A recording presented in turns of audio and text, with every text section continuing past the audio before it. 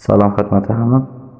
امروز استفاده از ویدیوی دیگران بدون از اینکه کپی رایت بخوره آموزش میکنیم. خب میریم وارد تیک تاک میشیم. ویدیویی را که مورد پسند ما هست انتخاب میکنیم. مثلا من ویدیوی رونالدو را انتخاب میکنم، میخوایم دانلودش کنم از خود تیک تاک. قسمت دانلود میایم تا 3 نقطه بعدش دانلود، این از یک قسمت دانلود نوشته از دانلودش میکنیم. خب ویدیو ما دانلود شد، میایم در قسمت برنامه انشات ویدیو را انتخاب میکنیم. بعد از اینکه ویدیو را انتخاب کردیم جدید، یعنی جدیدن ما میخوایم که ویدیو بسازیم، قسمت بالا اولی خالی را انتخاب میکنیم. وقتی که خالی را انتخاب کردیم اینجا میبینیم این را تا به جایی که میخوایم ویدیو بسازیم کش میکنیم. بعد از باز PIP در این قسمت ببینیم PIP این قسمت کلیک میکنیم. وقتی که اینجا کلیک کردیم در بالا ویدیو رو میاریم، ویدیو رو که از تیک تاک دانلود کرده بودیم انتخاب میکنیم، اینجا قرارش میکنیم.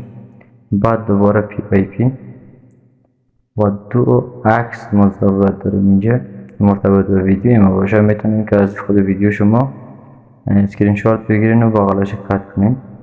ببینین دو دانه ویدیو من انتخاب کردم، قبلا داشتم یکی در بالا همه قسم، یکی در پایین از PIP انتخاب میکنم.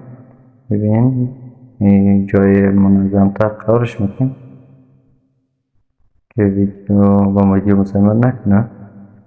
تا با آخر کش میکنیمش که تا با آخر قابل مشاهده باشن و دیگرش همچنان. تا این قسمت خالی که هست کفایت میکنه. اگر تا با آخر اونجورش کنیم حجم زیاد میشه، چون با خاطر آموزش مقدار کفایت میکنه. از این قسمت اصول میایم اندازهش انتخاب میکنیم. با تیک تاک می اندازه کفایت میکنه، درست است. خب از این قسمت میبریم بخوایم اگر متنی بعد ویدیو ما اضافه کنیم میایم در این قسمت متن ما رو نوشته میکنیم. فرض میکنیم من نوشته میکنم کریس رونالدو. خب میشه که رنگوش رو عوض کنیم. من رنگ انتخاب میکنم، کمی بزرگتر در قسمت پایین قرارش میدم. بعد از اینکه در قسمت پایین قرار شدیم تا با آخر کش میکنیم تا به آخر قابل دید باشه. تقریبا ویدیو ما آماده است. شما میشه که دیگه تغییرات دیگه اضافه کنید، مثلا میشه که موزیک عوض کنید و همچنان. از قسمت بالا صادر میشه که ما را ذخیره کنیم اندازه های مختلف. 600 انتخاب میکنیم چون حجم کمتر میگیره هرچند که کیفیت ویدیو رو کنیم پایین میسازه. خب دال تبدیل شدن است. ویدیو ما تبدیل شد.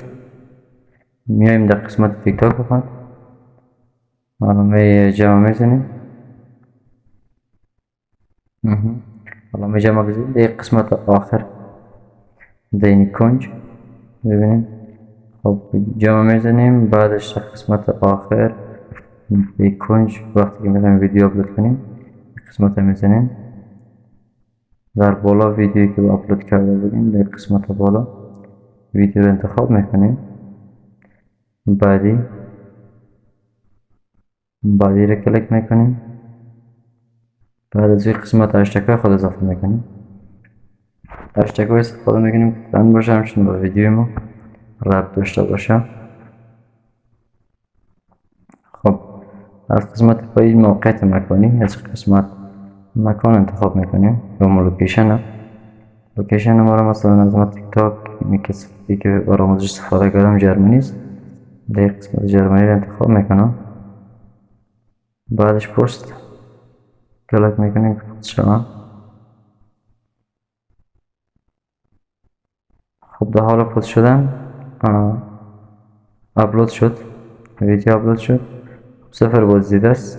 یک لحظه صبر میکنیم ببینیم. 11 شد. می شکل میبینیم آیا کپی رایت داره یا نداره. سر 3 نقطه کلیک میکنیم. بعدش انالایز میزنیم گزینه اول. خب بله ها ویدیو ما کپی رایت نداره، یعنی از خود یوتیوب تیک تاک گرفتیم در تیک تاک اضافه کردیم بدون از اینکه کپی رایت داشته باشه. ببینیم اگه کپی رایت داشته باشه در قسمت بالا اینجا برای ما نوشته میشه که ویدیو کپی رایت است و قابل ترند